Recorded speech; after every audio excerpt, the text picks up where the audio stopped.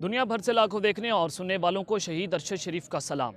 नादरगाम पिछले 2-3 दिनों से बाजवाई तारीख को दोहराने की कोशिशें हो रही हैं और जिस तरह से पाकिस्तान तहरीक इंसाफ और इमरान खान के खिलाफ जो ऑपरेशन है उसको जनाब तेज़ कर दिया गया। और बाजवा के दौर में जो कुछ हुआ आपने देखा कि पाकिस्तान की तारीख में पहली बार एक पॉलिटिकल पार्टी के खिलाफ इस कदर जुल्म बर्बरियत की इंतहा कर दी। न सिर्फ पॉलिटिकल पार्टीज बल्कि पाकिस्तान की आवाम की ख्वाहिशात पर रंदा फेर के रख दिया एक साबिक आर्मी चीफ जनरल बाजवा ने। और फिर मैंने आपको ये खबर दी थी कि जब इमरान खान साहब जो है वो पंजाब और KPK की असम्बलियाँ तहलील कर देंगे तो जनाब कंपनी ने ये फैसला कर लिया है कि इमरान खान साहब के ऊपर वो रंदा इन्होंने फेरना है और उस तरह का खान साहब के खिलाफ ऑपरेशन लॉन्च करेंगे कि आप भूल जाएंगे कि जो जनरल बाजवा साहब ने किया था।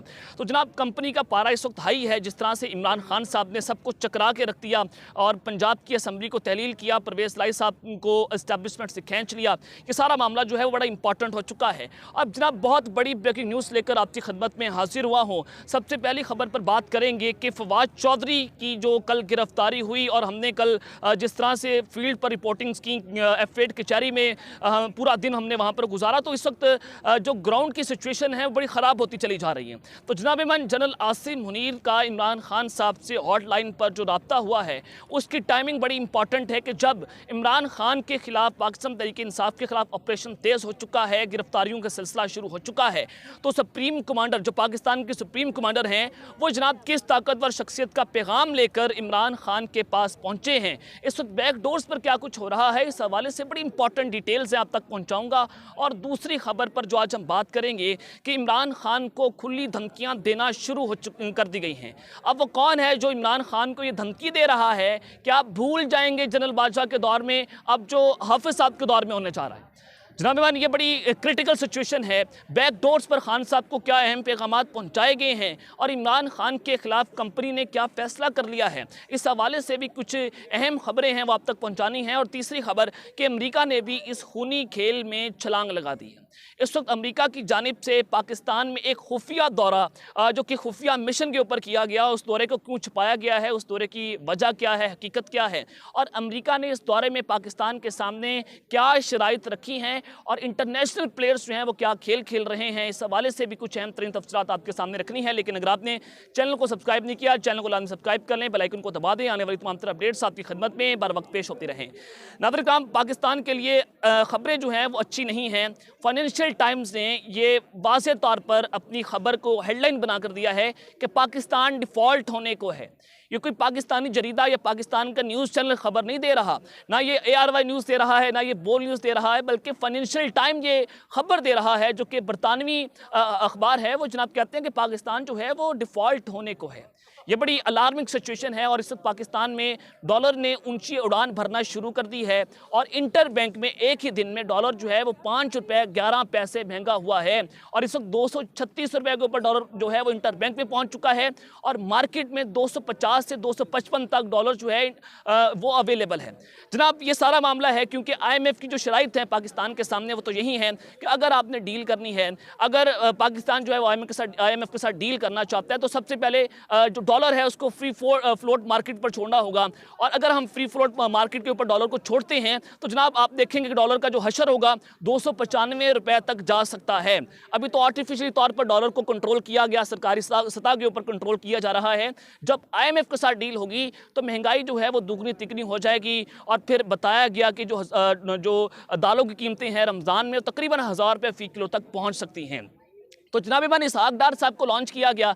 उनको लॉन्च करने का मकसद था कि वो कोई बहुत बड़े मईशतदान हैं, उन्होंने पता नहीं कोई दूध की नहरें बहा देनी है पाकिस्तान में आकर। और जिस तरह से वो पाकिस्तान एयरफोर्स के त्यारे पर आए और जैसे जनरल बाजवा ने बेगैरती की इंतहा की और उनको NRO 2 दिया और एक एयरफोर्स के त्यारे के ऊपर पाकिस्तान लंदन से उनको लाया गया, तो जनाब उनको तो ये कहना चाहिए था कि खान साहब के दौर में 6% से मुल्क तरक्की कर रहा था। खान साहब के दौर में डॉलर जो है वो 180-195 पे था। मेरे दौर में डॉलर जो है वो 100 रुपये पे आ चुका चुका है और मेरे दौर में मुल्क जो है वो 12% से तरक्की कर रहा है। लेकिन उस इसहाक डार के आने से पाकिस्तान डिफ़ॉल्ट कर गया है। उस इसहाक डार के आने से डॉलर जो है वो 250 रुपये पर भी मार्केट में नहीं मिल रहा। ये इस वक्त पाकिस्तान की माशी सूरत हाल जो है वो बन चुकी है।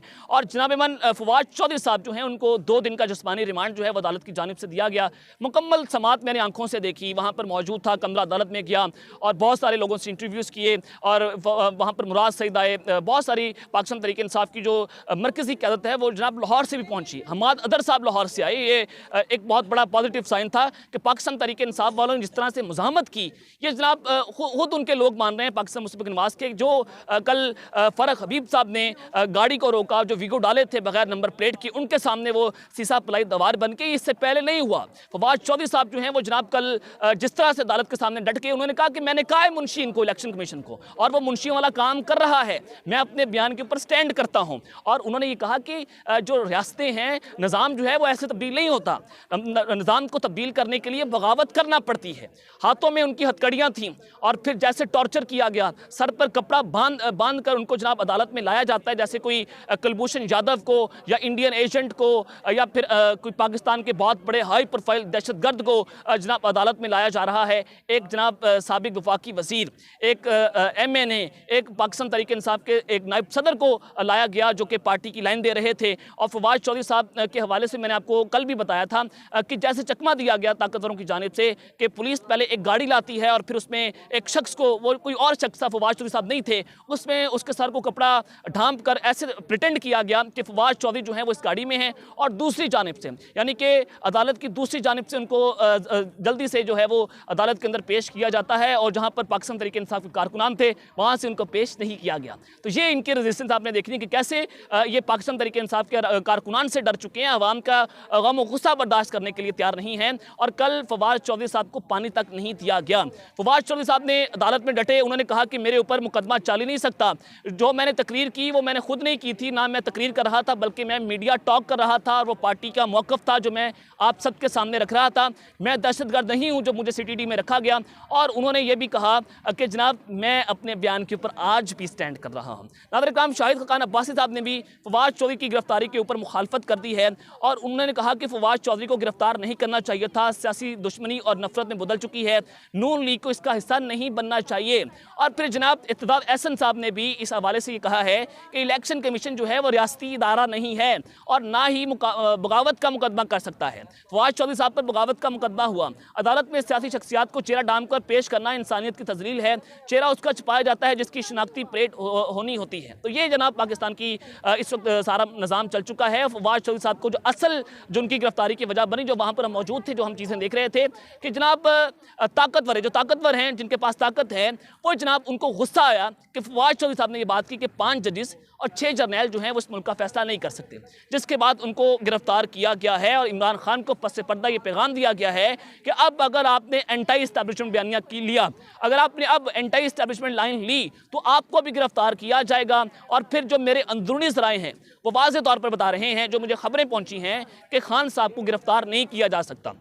अगर इमरान खान को गिरफ्तार किया गया, इतनी बड़ी तादाद में रेजिस्टेंस आएगी, इतनी बड़ी तादाद में आवाम खड़ी हो जाएगी कि पिंडी वालों के लिए संभलना मुश्किल हो जाएगा। मैं बार बार कहता हूं कि ताकत का मरकज़ जो है वो अब जमान पार्क बन चुका है, ताकत का मरकज़ अब रावलपिंडी नहीं रहा है। तो ये अंदरूनी ज़राए बता रहे हैं कि जो ताकतवर शख्सियात की मीटिंग्स हुई उसमें कहा गया खान साहब को गिरफ्तार करना एक बहुत बड़ी सियासी गलती होगी। और पुलिस अफसरान ने भी जमान पार्क में जाने से साफ साफ इनकार कर दिया कि हमारे में इतनी हिम्मत नहीं है कि हम जमान पार्क में जाके इमरान खान को गिरफ्तार कर सकें। तो इमरान खान को ज़्यादा से ज़्यादा मैक्सिमम जो है वो केस ये हो सकता है कि खान साहब के घर को सब जेल करार दे दिया जाए, उनको जनाब जो है वो नज़र बंद कर दिया जाए। उसकी वजह क्या हो सकती है? वजह भी बनानी है। वजह यह है कि मरियम नवाज साहिबा जो हैं उनके वापसी का माहौल बनाया जा रहा है कि पाकिस्तान तहरीक इंसाफ वाले जो हैं वो जनाब रुकावट ना बने, एहतजाज ना करें इनके खिलाफ। तो ये गम और गुस्सा आपने देखना कि मोहसिन नकवी को जैसे लॉन्च किया गया, जैसे उनकी ताकतवर लोगों के साथ तस्वीर आई, उसने साबित कर दिया कि इस्टेब्लिशमेंट जो है इमरान खान के साथ नहीं खड़ी हुई है। और इमरान खान को वाज़े तौर पर यह पैगाम पहुंचाया गया है कि तुम्हारा वो हशर करेंगे जो जनरल बादशाह के दौर में भी तुम्हारा नहीं हुआ है।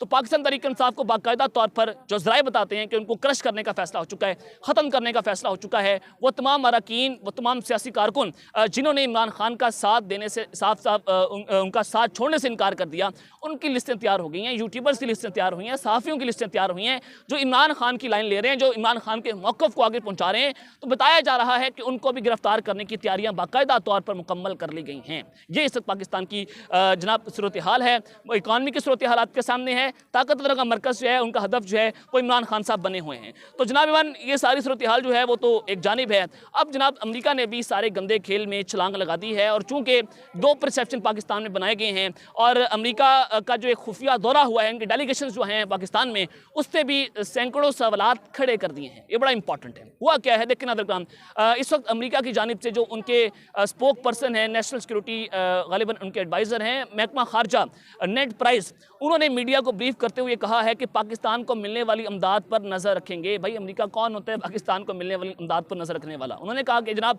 $200 मिलियन की अमदाद पर चेक एंड बैलेंस रखेंगे, क्योंकि हमने अमदाद के इस्तेमाल के मामले को संजीदगी से देखते हैं। और ये कहा कि अमरीकी अमदाद की मॉनिटरिंग के लिए मुख्तलिफ जगहों के दौरे किए जाते हैं। उसी के तहत अमरीका जो है वो डिज़ास्टर सेंटर ने पाकिस्तान के कई इलाकों का दौरा किया, जहाँ अक़वाम मुत्तहिदा और गैर सरकारी तंजीमों के साथ मिलकर काम कर रहे हैं। अमरीकी हुकूमत ने $100 मिलियन की इजाफी अमदाद का ऐलान किया है, जिसके साथ अमदाद में हमारा हिस्सा $200 मिलियन से ज़ायद होगा।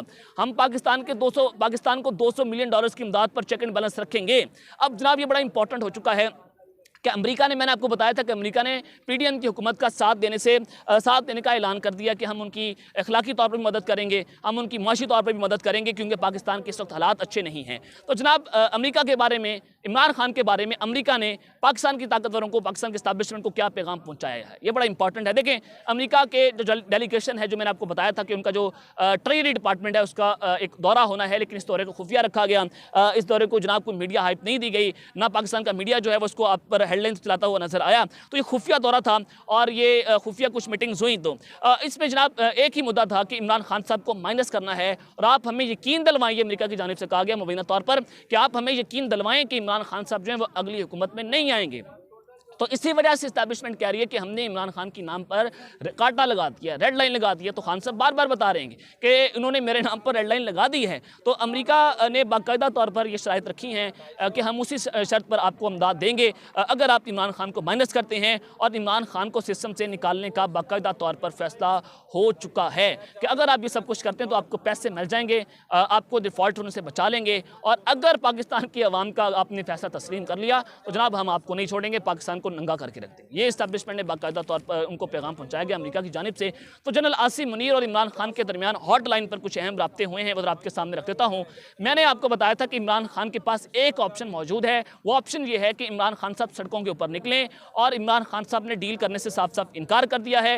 वो मौजूदा इस्टेब्लिशमेंट के साथ डील नहीं कर रहे, और मैंने उसमें बताया था कि इस्टेब्लिशमेंट ने ये शराइत रखी हैं कि आप जो हैं वो हमारे साथ डील करें और एब्सोल्युटली यस कहें, अमेरिका के साथ आप मामला को तय करें और फिर हम आपको इक़्तिदार में आने देते हैं। लेकिन इमरान खान साहब ने ऐसा करने से साफ साफ इनकार कर दिया है। तो जनाब इमरान, अब जो सारा मामला हुआ है वो बड़ा इंपॉर्टेंट है कि इमरान खान साहब को जो सुप्रीम कमांडर की जानिब से ज़मान पार्क में अहम तरीन पैगाम पहुँचाया गया है, वो आप तक पहुँचा देता हूँ कि अहम शख्सियत की 4 घंटे में 2 मुलाकातें हुई हैं ज़मान पार्क में इमरान खान के साथ। और अना सनाउल्लाह ने कहा है कि इमरान खान की गिरफ्तारी जो है वो हुकूमत ने नहीं करनी, बल्कि उसका फैसला जो है वो इदारों ने करना है, यानी कि इस्टेब्लिशमेंट ने फैसला करना है कि खान साहब को गिरफ्तार करना है या खान साहब को गिरफ्तार नहीं करना। और अगर इमरान खान गिरफ्तार होते हैं तो इसका पाकिस्तान के जो वज़ीर दाखिला हैं वो सीधा साधा जो इल्ज़ाम है वो पाकिस्तान के इस्टेब्लिशमेंट के ऊपर गिरा रहे हैं, ताकतवरों के ऊपर गिरा रहे हैं कि इदारे जो हैं वो इमरान खान की गिरफ्तारी के पीछे लगे हुए हैं। तो सदर के जरिए इमरान खान साहब को पैगाम पहुँचाया गया है कि मिलिट्री इस्टेब्लिशमेंट ने ही इमरान खान को ये पैगाम पहुँचाया कि जनाब आप जो हैं वो थोड़ा सा मामला जो है वो ठंडा करें, टेक्नोक्रेट सेटअप को तस्लीम कर लें। और इमरान खान पर जो दबाव बढ़ाया जा रहा है उसकी सबसे बड़ी वजह भी यही है कि इमरान खान साहब ने टेक्नोक्रेट सेटअप को तस्लीम करने से साफ साफ इनकार कर दिया है, और टेक्नोक्रेट्स के बाद हम फिर इलेक्शन में चले जाएंगे। लेकिन इमरान खान साहब जो हैं वो इसको तस्लीम नहीं कर रहे। ये जनाब कुछ अहम पैगाम पहुँचाए गए हैं, और बहुत सारे अहम फैसले भी हो सकते हैं जो सदर के जरिए इमरान खान को पैगाम पहुँचाए जा रहे हैं। तो अब तक के लेते हैं, अपना ख्याल रखिएगा। श्रीलंका पर लाज़मी ख्याल रखने। अल्लाह निगहबान, पाकिस्तान जिंदाबाद।